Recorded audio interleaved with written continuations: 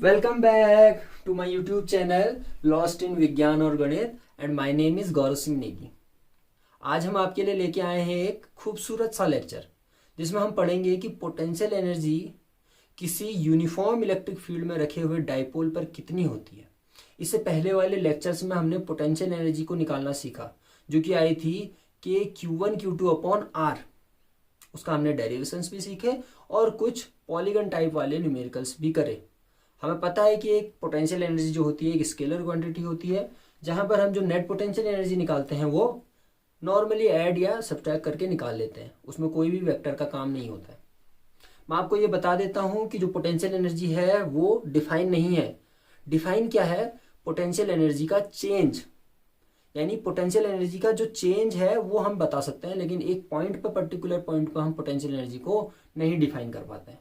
तो चलो शुरू करते हैं। आज हमें निकालना है potential energy of A electric dipole in a uniform electric field. किसी यूनिफॉर्म इलेक्ट्रिक फील्ड में रखे हुए डाइपोल पर जो पोटेंशियल एनर्जी होगी वो कितनी होगी।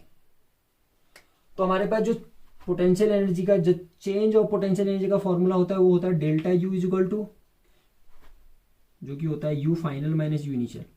ठीक है, खाली समराइज करा रहा हूं पिछला वाला। इज इक्वल टू होता क्या है? माइनस का W by conservative forces.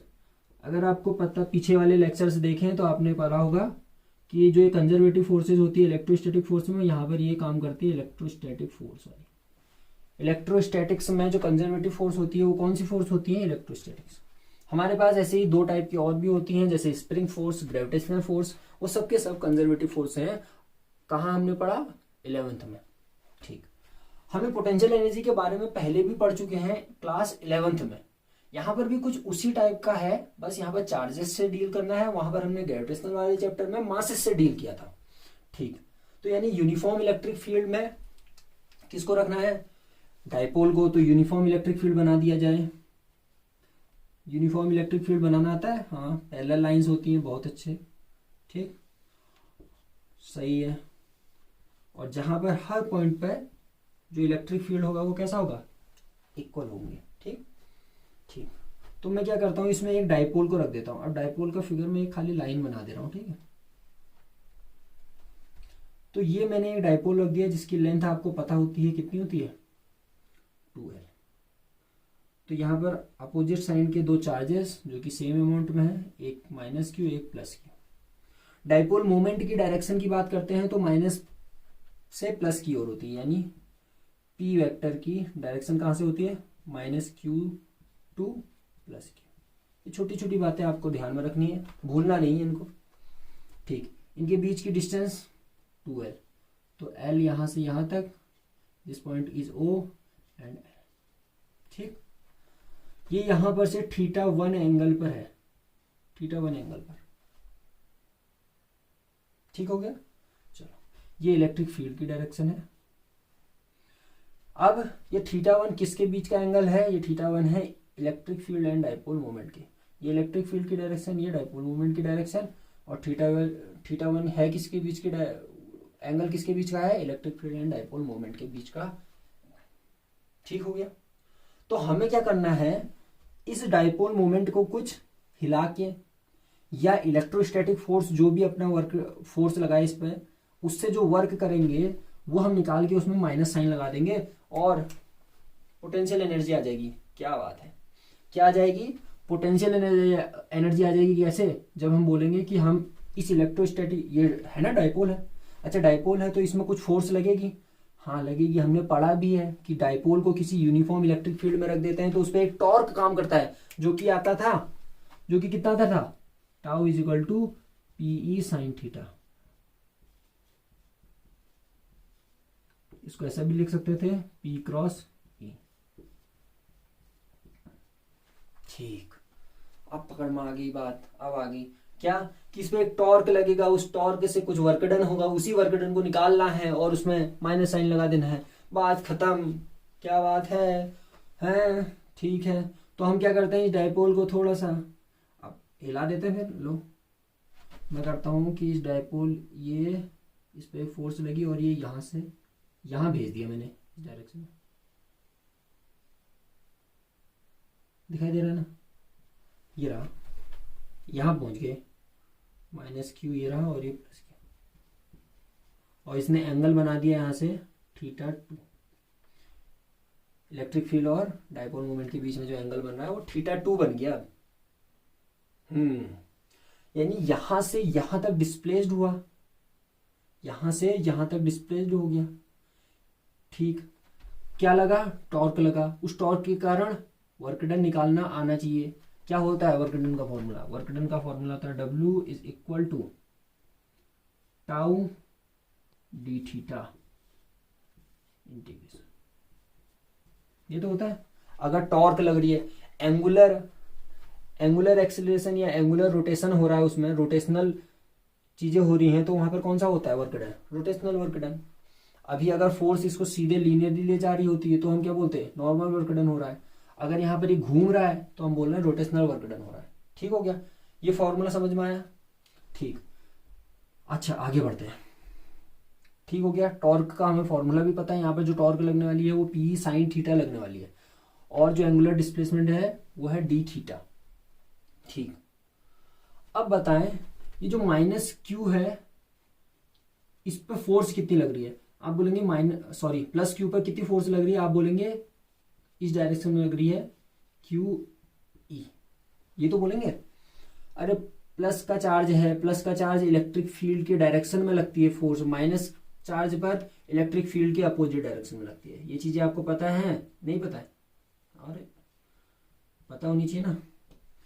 Minus, ठीक है, वेक्टरली फॉर्म में अगर हम वैसे लिखेंगे तो माइनस आ जाएगा। क्लियर हो गया? प्लस क्यू पर इलेक्ट्रिक फील्ड की डायरेक्शन में, माइनस क्यू पर अपोजिट डायरेक्शन में इलेक्ट्रिक फील्ड के। ये चीजें हमने आपको पहले वाले लेक्चर्स में बता दी हैं। ठीक हो गया। अब देखो ये हो क्या रहा है, इसको इधर को खींच रहा है, ये इसको इधर को, होगा क्या? ऐसे घूमेगा या नहीं घूमेगा? यानी जो इलेक्ट्रोस्टैटिक फोर्स लग रही है, जो कंजर्वेटिव फोर्स लग रही है, वो उसको ऐसे घुमा रही है, लेकिन हम किधर को ले गए?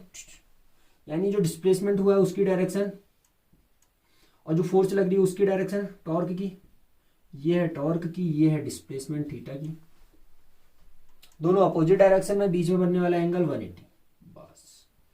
बस भाई बस, W हम निकाल लेंगे वहां पर से, उस W की वैल्यू यहां रखेंगे, उसमें माइनस लगाएंगे और पोटेंशियल एनर्जी आ जाएगी किसी इलेक्ट्रिक डायपोल की, जो कि एक यूनिफॉर्म इलेक्ट्रिक फील्ड में रखा हुआ है। बहुत ही सिंपल सा हो गया। अब ठीक है, वर्क डन निकाल लें।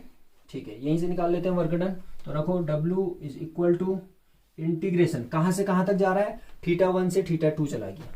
θ1 यहां था ना, θ1 से लेके θ2 चला गया, तो θ1 लिमिट θ2, और टाउ की वैल्यू रख दो, क्या हो जाएगी? पी ई साइन थीटा,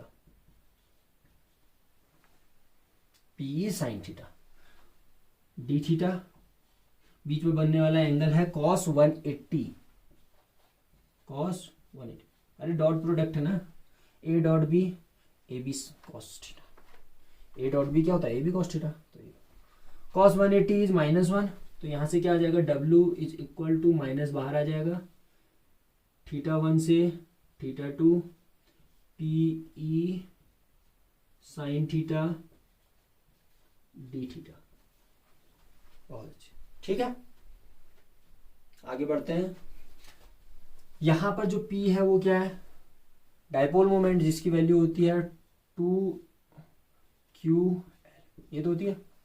यहां पर Q, ठीक है, सेम अमाउंट, Q बदल नहीं रहा है, L बीच की डिस्टेंस वही है। तो यानी P कांस्टेंट, E तो कांस्टेंट है ही क्योंकि यूनिफॉर्म इलेक्ट्रिक फील्ड है।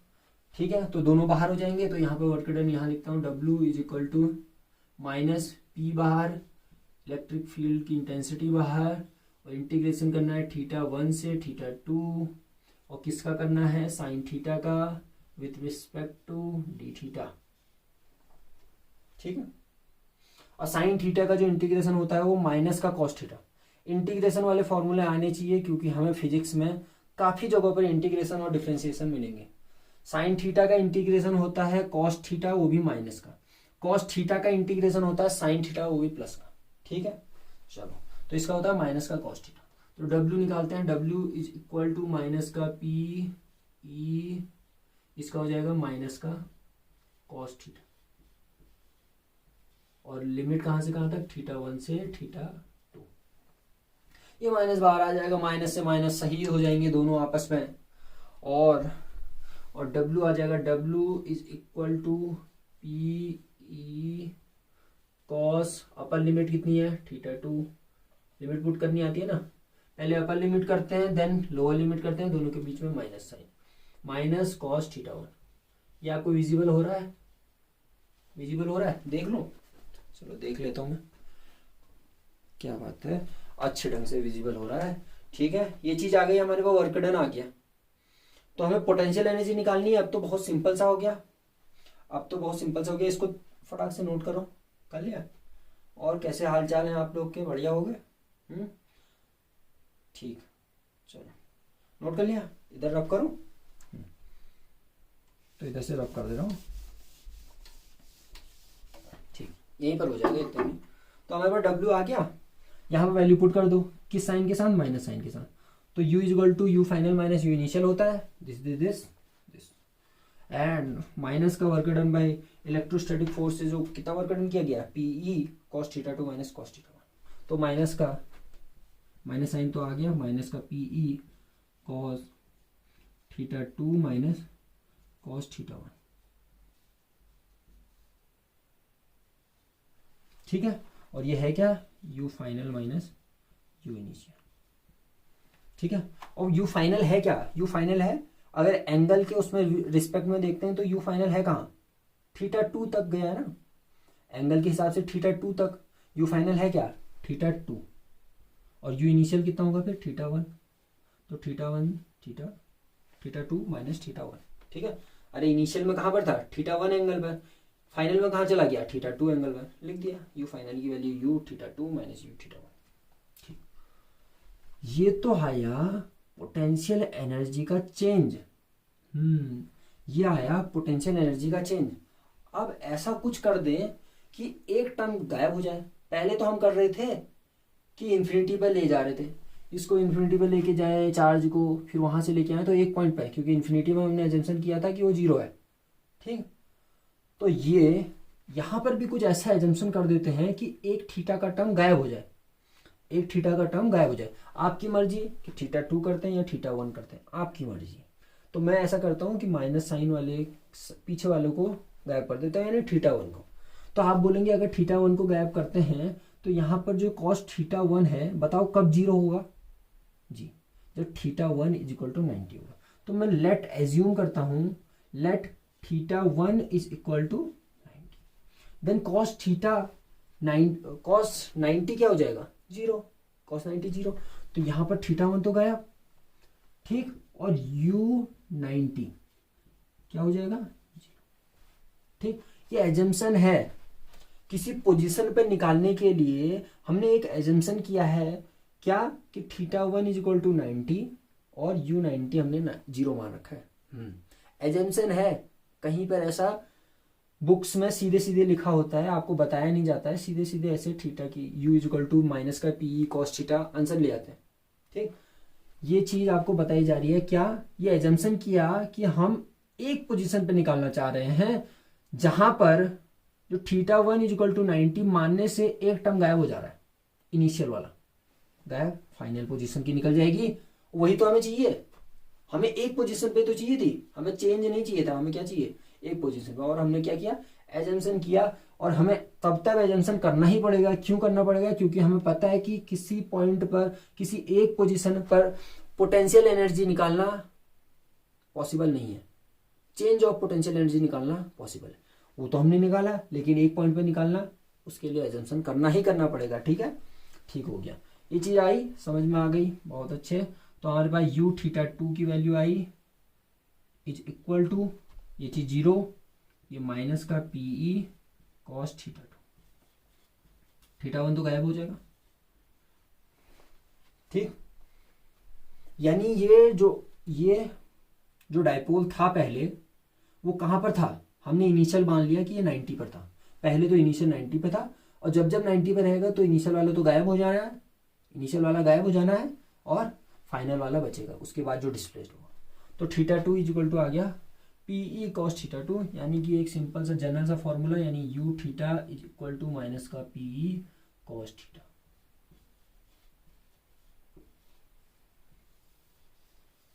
ये आ गया हमारे पास जनरल फॉर्मूला। किसी इलेक्ट्रिक डायपोल को अगर हम यूनिफॉर्म इलेक्ट्रिक फील्ड में रखते हैं तो उसके लिए जो पोटेंशियल एनर्जी का फॉर्मूला आता है वो आता है माइनस का पी कॉस थीटा। ठीक, कुछ इसमें इंपॉर्टेंट केस पढ़ते हैं। ठीक है, चलो नोट कर लो, नोट कर लो, फिर इंपॉर्टेंट केस पढ़ते हैं। नोट कर लिया? बहुत अच्छे।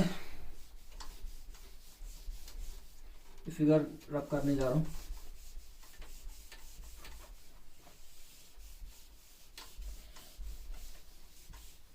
तो हमारे पास आया potential energy U is equal to minus का P E cos theta.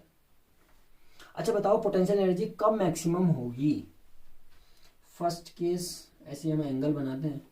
First case हम लेते हैं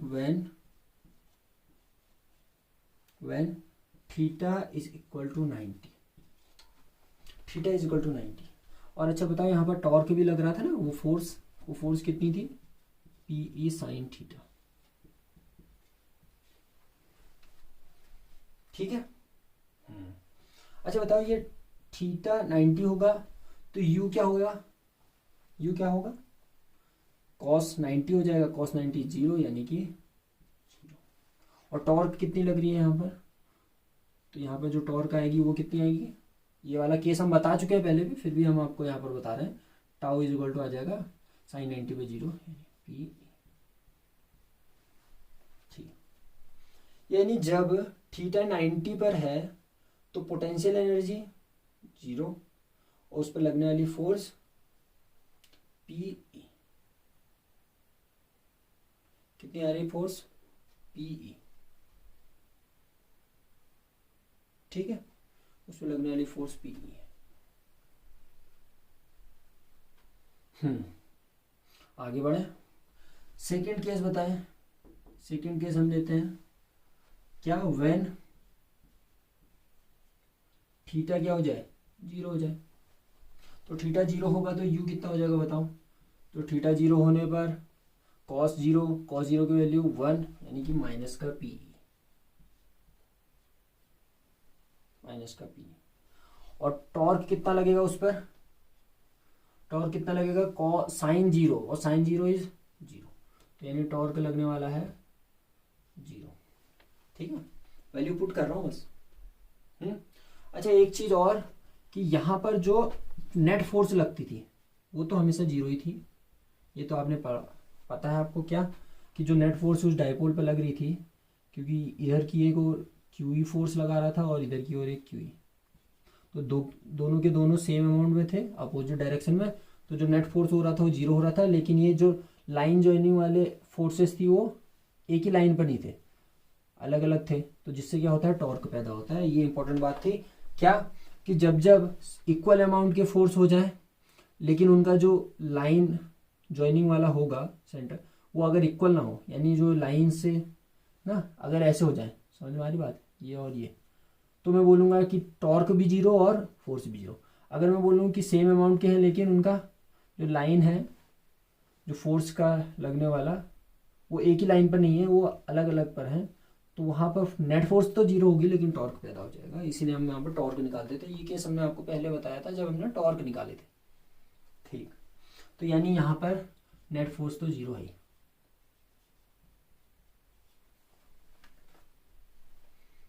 जब थीटा क्या हो जाए? 0 हो जाए तो नेट फोर्स। अब एक तीसरा केस बनेगा बस इंपॉर्टेंट से, वहां पर भी 3 केस पड़े थे। जब थीटा क्या हो जाए? 180, तो थीटा 180 हो जाएगा तो कॉस 180 इज -1, तो ये हो जाएगा u is equal two plus का पीई। ठीक, और साइन 180 कितना हो जाएगा? तो यहां से निकाल लेते हैं। साइन 180 इसको आप तोड़ सकते हो साइन 90 प्लस 90, तो ये हो जाएगा साइन इज चेंज कॉस में कॉस 90 एंड कॉस 90 इज 0। ठीक है, तो ये हो जाएगा tau is equal to, tau भी 0 और एफ नेट भी। अब ये जो केस बने हैं वो कुछ इंपॉर्टेंट केस है इसमें। ये वाला केस तो इंपॉर्टेंट नहीं है, ये दो केस इंपॉर्टेंट बनते हैं। इन केस के ऊपर थोड़ा सा डेप्थ में जाते हैं। पहले केस से शुरुआत करते हैं। क्या ये पोजीशन जब थीटा 90 है, क्या तब डाइपोल इक्विलिब्रियम पर रह पाएगा? जब थीटा 90 है, क्या डाइपोल इक्विलिब्रियम पर रह पाएगा?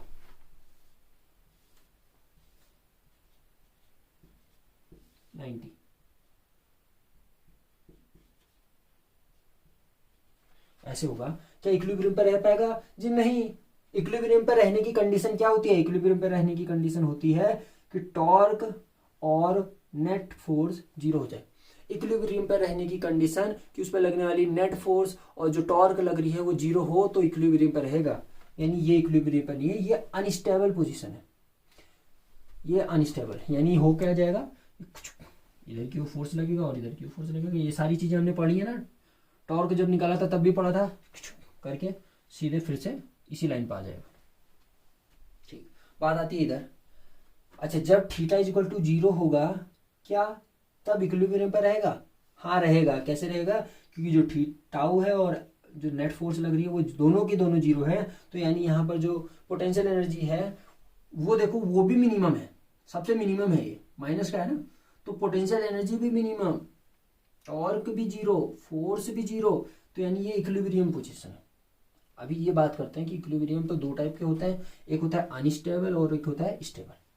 दोनों ही इक्विलिब्रियम पे है। ये तो नॉन इक्विलिब्रियम पे था। इक्विलिब्रियम दोनों पे होता है, एक अनस्टेबल और नॉन, एक स्टेबल और नॉन स्टेबल, अनस्टेबल। तो क्या है कि ये स्टेबल है, स्टेबल इक्विलिब्रियम पे। समझते हैं कैसे?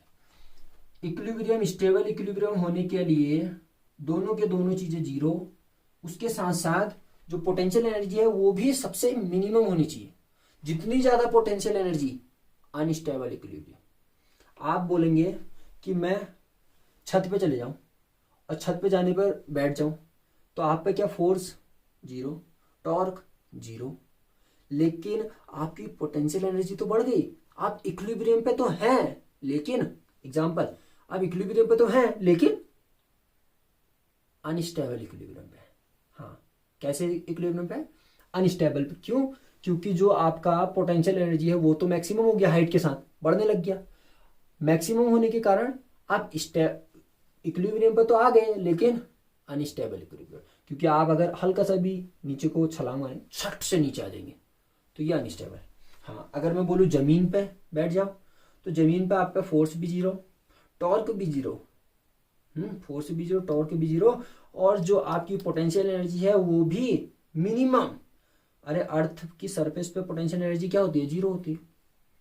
तो सबसे मिनिमम, मिनिमम होने के कारण आप इक्विलिब्रियम पे हैं, लेकिन वो इक्विलिब्रियम कैसा है? Stable equilibrium. समझ में आया? हाँ, क्लिक किया ना पॉइंट? ठीक है, तो ये इक्विलिब्रियम पे है। हाँ, कैसा इक्विलिब्रियम है? स्टेबल। ये इक्विलिब्रियम पे है। हाँ है, क्योंकि यहाँ पर टॉर्क भी 0, फोर्स भी 0, लेकिन पोटेंशियल एनर्जी पॉजिटिव पीई यानी मैक्सिमम, मैक्सिमम है। ये पोटेंशियल एनर्जी मैक्स है, ये मिनिमम है। तो मिनिमम पोटेंशियल एनर्जी ऊपर वाले केस में, minimum potential energy, torque 0, force 0, stable equilibrium. Third case, जब 180 लिया तो potential maximum, torque 0, force 0, equilibrium तो है लेकिन अनस्टेबल। यानी कि कुछ इस टाइप से मैंने बोला, ये डाइपोल कैसा हो जाए? ऐसे, जहां पर ये माइनस क्यू इधर आ जाए और प्लस क्यू इधर आ जाए, तो क्या होगा? अब बताओ, ये फोर्स इसको ऐसे खींच रही है और ये वाली फोर्स इसको ऐसे। अगर आप हल्का सा डिस्प्लेस करेंगे तो शटक से इधर की ओर भाग जाएगा। और ये वाला जो केस हो रहा था, जब प्लस का क्यू और इधर हो रहा था और माइनस का क्यू इधर हो रहा, दोनों के दोनों इक्विलिब्रियम पे हैं। ये दिख रहे हैं ना, ये दोनों के दोनों इक्विलिब्रियम पे हैं। लेकिन इस वाले में फोर्स देखो, इसको हल्का सा भी टेढ़ा करोगे तो ये तुरंत तो इधर को खींचेगी, प्लस क्यू को। क्योंकि प्लस क्यू क्या चाहता है? इलेक्ट्रिक फील्ड की डायरेक्शन में अपने आप को लाना। तो ये इस डायरेक्शन में, तो ये हल्का सा भी ऊपर को टेढ़ा करोगे तो माइनस वाला सीधे इधर को। इधर वाले केस में प्लस क्यू इलेक्ट्रिक फील्ड की डायरेक्शन में पहले से ही है। आप इसको ऐसे हल्का या ऐसे करेंगे तो फिर से, जैसे आपने इसको यहां से उठाया, इतना उठा दिया, सटाक से ऐसे, यहां सटाक से ऐसे, ठीक है, तो ये कैसा इक्विलिब्रियम है, ये स्टेबल इक्विलिब्रियम है। और ये कैसा इक्विलिब्रियम है, ये अनस्टेबल इक्विलिब्रियम है, क्योंकि यहाँ पे पोटेंशियल एनर्जी मैक्सिमम है।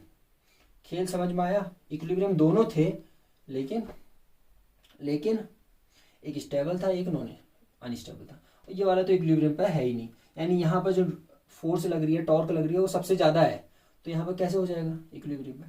तो जैसे 90 पर रखोगे तो सीधे 0 पर आने चाहेगा, एंगल कैसा बनाना चाहेगा, 0 पर। ठीक हो गया? तो ये आज का जो हमारा लेक्चर है वो यहीं पर हम समाप्त करते हैं। आप मन लगा के पढ़ते रहिए, और आज के लिए इतना ही। Tata and bye bye.